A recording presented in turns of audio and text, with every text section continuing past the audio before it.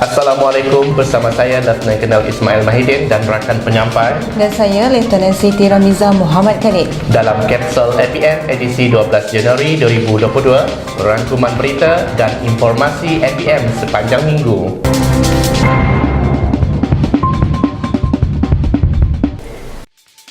Majlis penyerahan 5 buah bot Advanced Composite Boat ACB 800C milik Angkatan Tentera Malaysia kepada APM Daerah Sandakan bertempat di Detasmen Bot Sandakan Jeti Batu Sapi, Sandakan. Majlis penyerahan tersebut telah disempurnakan oleh Ketua Detasmen Bot Angkatan Tugas Bersama 2 ATB 2 Major Arifatia Tahir bersama Pegawai APM Daerah Sandakan Kapten Abdullah Sabarudin. Penyerahan bot aset ATM yang sebelum ini digunakan dalam Ops Daulat dan kini diserahkan pula kepada APM bagi membantu operasi APM dalam menghadapi bencana di sekitar daerah Sandakan khususnya.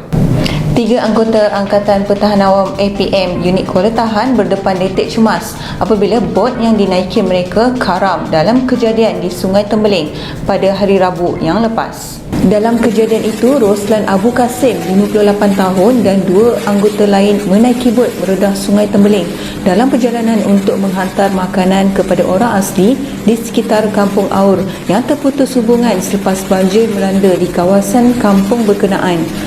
Beliau tidak menyangka bot yang dinaikinya tenggelam selepas dipukul arus sungai yang deras dan beralun, lantas terpaksa menghanyutkan diri apabila beliau tidak dapat berenang ke tepi. Roslan dan rakan-rakannya terus hanyut kira-kira 1 km dari tempat kejadian sebelum dapat berenang ke tepi apabila sampai di kawasan Pulau Dedari.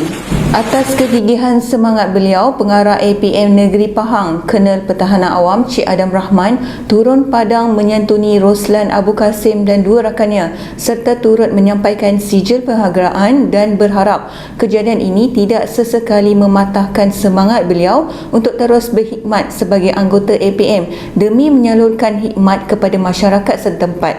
Syabas Adiwira APM. Adiwira Prihatin Musibah APM Azwan Omar atau dikenali sebagai Abang Biba kini telah bergelar sukarelawan APM. Mengulas lanjut, beliau berkata, Azwan juga akan menjalani beberapa siri khusus dan latihan penyelamatan yang disediakan oleh APM selepas ini. Beliau yang pada masa kini bekerja hakiki hanya akan bertugas sebagai sukarelawan APM sekiranya ada waktu terluang. Pengarah APM Negeri Melaka, Lieutenant Colonel Cuthbert John Martin Quadra berkata pihaknya akan membantu Azwan menjalani latihan penyelamatan yang lebih tersusun dan sistematik agar beliau lebih bersedia serta berkeyakinan dalam menjalankan tugas sukarelawan kepada masyarakat nanti. Sepanjang minggu lepas telah berlangsung temuduga fizikal bagi calon pengambilan lantikan kontrak KP19 dan KP29 Angkatan Pertahanan Awam. Lebih istimewa, pengambilan besar-besaran ini dan julung kalinya dibuka untuk semua anggota sukarelawan APM yang berkelayakan dan melepasi ciri-ciri yang ditetapkan. Temuduga fizikal yang dijalankan di Ibu Pejabat APM, Alpha APM Perak, Zon Utara dan Zon Selatan telah berjalan dengan lancar dan dihadiri lebih kurang 500 orang calon. Sementara itu, temuduga fizikal pengambilan bagi Zon Pantai Timur bakal dilaksanakan dalam minggu ini. Diharap semua anggota APM mengambil peluang keemasan ini untuk mengorak langkah membina kejayaan yang lebih baik bersama Angkatan Pertahanan Awam Malaysia. Seorang nelayan dikuatiri lemas lepas terjatuh dari bot di Tanjung South, Sabak Bernam pada 7 Januari yang lalu. Rentetan itu, APM Daerah Sabak Bernam telah menerima aduan daripada orang awam untuk membantu mengesan mangsa di sekitar perairan pantai. Menurut Pegawai Pertahanan Awam Daerah Sabak Bernam, Lieutenant Muhammad Fuad bin Bibet berkata, operasi mencari dan menyelamat dimulakan sebaik sahaja panggilan diterima daripada Komander Operasi PDRM. Operasi itu terdiri daripada 7 orang pegawai dan anggota APM dan turut dibantu oleh lain-lain agensi. Bagi melancarkan operasi tersebut, 2 buah bot digunakan dalam operasi yang sudah memasuki hari ketiga. Namun pada hari keempat, operasi tersebut telah dihentikan berikutan tiada petunjuk baru mangsa akan ditemui. Bersama Lieutenant Muda Siti Mastura Ramli untuk laporan penugasan APM MTL yang disediakan oleh Bahagian Pengurusan Bencana dan Operasi APM. Silakan.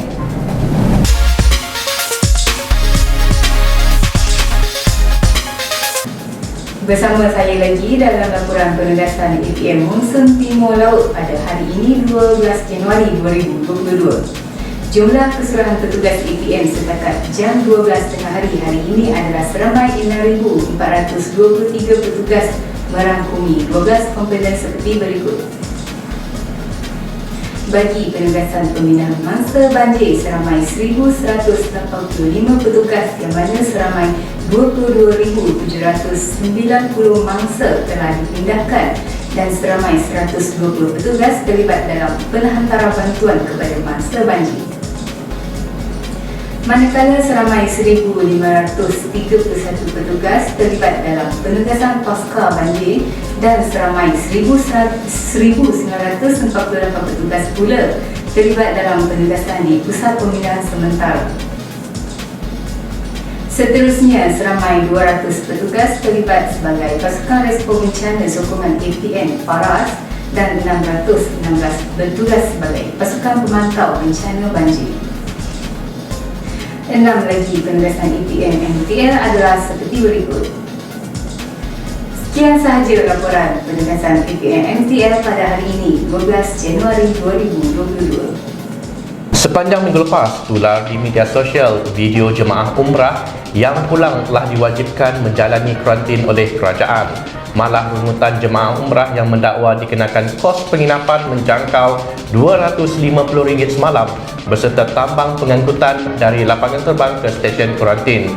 Namun, perkara tersebut menggusarkan jemaah umrah serta menimbulkan situasi tegang antara petugas APM dan pengurusan jemaah umrah di lapangan terbang antarabangsa Kuala Lumpur. Faktanya, jemaah umrah sebenarnya mempunyai pilihan sama ada berusaha terus dengan stesen kuarantin swasta atau boleh memilih untuk ditempatkan di stesen kuarantin yang diuruskan dan ditanggung sepenuhnya oleh kerajaan.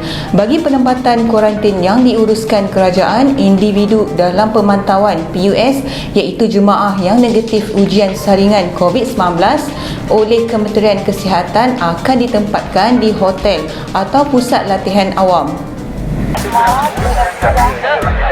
Nak mampu kita maafkan SU nak mak apa dia? Ni APM. Tengok ni belakang itu. Dia SOP ke mana? SOP ni. Antara orang je tak semua kesan dia banyak.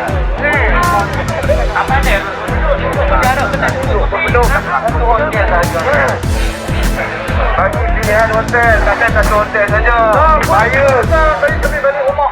Angkatan Pertahanan Awam Malaysia dengan kerjasama Jabatan Agama Islam Negeri Seluruh Malaysia sedang giat berusaha untuk mengumpul naskah dan teks Al-Quran yang rosak akibat banjir untuk dilupuskan. Jika anda mempunyai naskah atau teks Al-Quran yang rosak untuk dilupuskan, sila hubungi pejabat APM negeri dan daerah berhampiran anda. Bersama kita memelihara kesucian kalam suci Al-Quran. Sebagai penutup, kami kongsikan video anggota APM Unit Kuala Tahan berdepan detik cemas apabila bot yang dinaikinya tenggelam akibat arus deras di Sungai Tembeling, Pahang pada Rabu yang lepas. Assalamualaikum dan salam hormat.